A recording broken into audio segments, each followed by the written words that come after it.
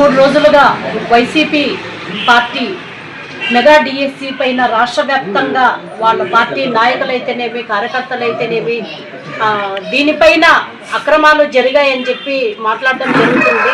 నేను ఒకటే తెలియజేసుకుంటున్నాను, ఒక్క ఉద్యోగం ఇవ్వలేని వాడు 1000 ఉద్యోగాలు ఇచ్చిన వాళ్ళపైన నిందల.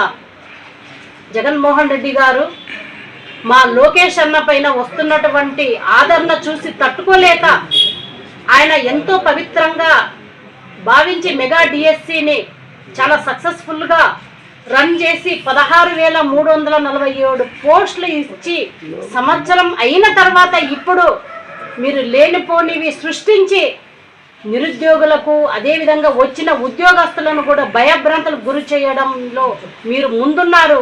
కాబట్టి ఖబర్దార్ హెచ్చరిస్తున్నా మిమ్మల్ని. ఇట్లాంటివి పనికి మాలిన మాటలు ఏ ఒక్క వైసీపీ నాయకుడు కానీ కార్యకర్త కానీ మాట్లాడితే బాగుండదు. ఎందుకంటే ఈరోజు దేశవ్యాప్తంగా అందరూ ప్రశంసిస్తున్నారు మెగా డిఎస్సిని ఎంత సక్రమంగా నిర్వహించారు.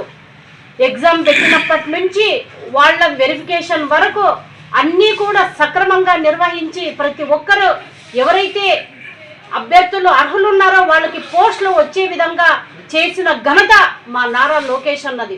కాబట్టి పనికి మాలిన విమర్శలు మాట్లాడడం ఆపి పనికొచ్చే పనులు చేయాలని చెప్పి ఈ విధంగా నేను వైసీపీ నాయకులను హెచ్చరిస్తున్నా.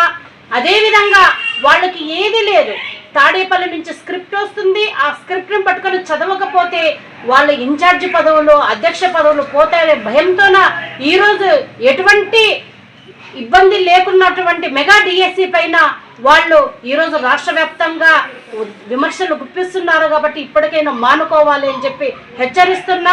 ఇంకొకటి తెలియజేస్తున్నా, ఈరోజు మేము టీచర్ పోస్టులను ఎన్ని చేశాం, డిఎస్సిని విడుదల చేశాం. మీరు ప్రతిపక్షంలో ఉన్నప్పుడు 2 లక్షల పైచలకు ఉద్యోగాలు ఇస్తాము, ప్రతి ఏటా జాబ్ క్యాలెండర్ చేస్తాము, విడుదల చేస్తామని చెప్పి అధికారంలోకి వచ్చిన తర్వాత మీరు చేసిన ఘనత ఏంటి? మీరు ఇవ్వకపోగా ఇచ్చిన వారిపైన నిందలు వేయడమా? ఏ రోజైనా డిఎస్సి నిర్వహించిన ముఖాలైతే కదా ఇలా మాట్లాడడం.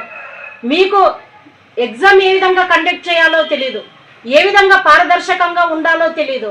ఎందుకంటే సచివాలయ ఉద్యోగాల పైన మీరు తీసుకున్నటువంటి డబ్బులు ఇప్పటికీ కూడా రాష్ట్ర వ్యాప్తంగా చాలా మంది మాట్లాడుతున్నారు. అది మేము తీసుకున్నట్లే వీళ్ళు కూడా తీసుకున్నారనే భ్రమల్లో ఈరోజు మీరు మాట్లాడడం మంచి పద్ధతి కాదు.